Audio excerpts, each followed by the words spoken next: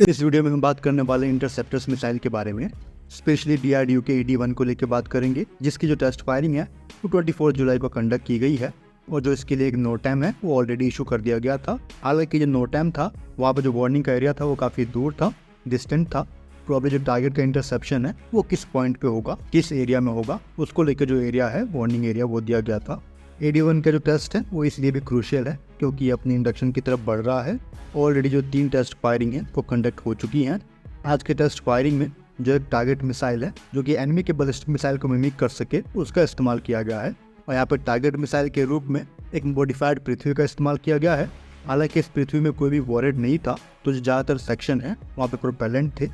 तो नोटैम में दिए गए एरिया को अगर आप ड्रॉ करोगे तो जो रेंज बैठेगी इंटरसेप्शन पॉइंट की वो तकरीबन 900 से लेके 1200 किलोमीटर के बीच की बैठेगी। मतलब जो इंटरसेप्शन पॉइंट वो इसके अराउंड देखने को मिला है। यहाँ पे जो टारगेट मिसाइल था यानी कि मॉडिफाइड पृथ्वी, उसको फायर किया गया था उड़ीसा के धामरा से और उसकी फायरिंग के बाद जो मिसाइल के पाथ हैं वो ट्रैक किए गए वेरियस रेडार से, टेलीमेट्री से और इलेक्ट्रो-ऑप्टिकल सिस्टम से। तो जो मल्टी ऑब्जेक्ट ट्रैकिंग रेडार है उनका भी यहाँ पे इस्तेमाल किया गया है और रेडार से ट्रैक करने के बाद जो इन्फॉर्मेशन है वो पास की गई AD-1 के मिशन कंट्रोल के थ्रू और वहाँ से जो लॉन्च कमांड है वो इंटरसेप्शन पॉइंट तय करने के बाद जो फायरिंग है AD-1 की वो की गई उड़ीसा के ITR से, चांदीपुर से, जो कि दूर है टारगेट के पार किए गए लोकेशन से।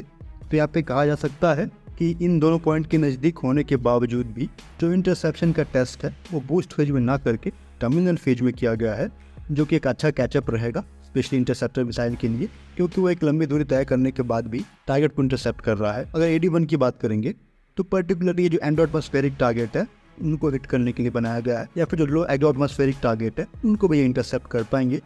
किलोमीटर्स में बात करेंगे ऑल्टीट्यूड पे तो 10 किलोमीटर ऑल्टीट्यूड से लेके 20 किलोमीटर का जो ऑल्टीट्यूड है, अगर इस रेंज में कोई मिसाइल ट्रैवल कर रही है स्पेशली टर्मिनल फेज में, तो वहाँ पर जिनका इंटरसेप्शन है वो AD-1 कर पाएगा।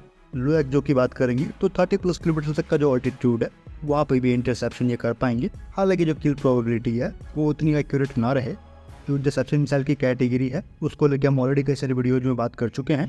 तो किसी भी टारगेट मिसाइल को बूस्ट फेज में इंटरसेप्ट करना डिफिकल्ट रहता है और उसको इंटरसेप्ट करने के लिए आपका जो इंटरसेप्टर मिसाइल है उसके टारगेट मिसाइल के नज़दीक रहना जरूरी है, जो कि ज़्यादातर केसों में संभव नहीं है क्योंकि जो आपका एनिमी होगा वो अपने जोन से आपको टारगेट कर रहा होगा और उसके बॉर्डर एरिया के नज़दीक में आपका इंटरसेप्टर ऑलरेडी है। तो भी बूस्ट फेज में एनिमी की मिसाइल को ट्रैक करना उतना आसान नहीं होगा।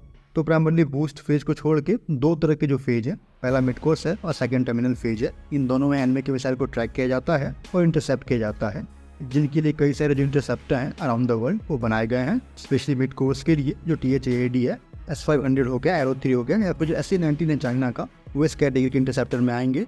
यहीं पे जो हमारा AD-2 होगा, इनफैक्ट जो शक्ति होगा वो भी इसी कैटेगरी में आएगा। अगर टर्मिनल फेज की बात करेंगे, मतलब ऐसे इंटरसेप्टर जो कि एनिमी के मिसाइल को टर्मिनल फेज में इंटरसेप्ट करेंगे, तो उसमें हमारा जो AD-1 है और AD-2 है दोनों आ जाएंगे। जो PSC-3 है USA का वो यहाँ पे आ जाएगा, जो कि काफ़ी सिमिलर है AD-1 के।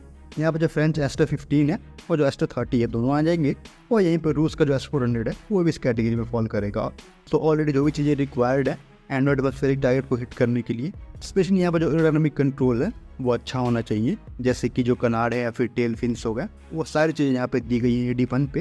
ये जो भारत का AD इंटरसेप्टर है इसके फेज़ 2 का पार्ट है। फेज 1 में जब के PAD थे और AAD थे उनको हमने देखा था। यहाँ पे प्रॉब्लम जो पृथ्वी 3 है उसको मॉडिफाई किया गया है।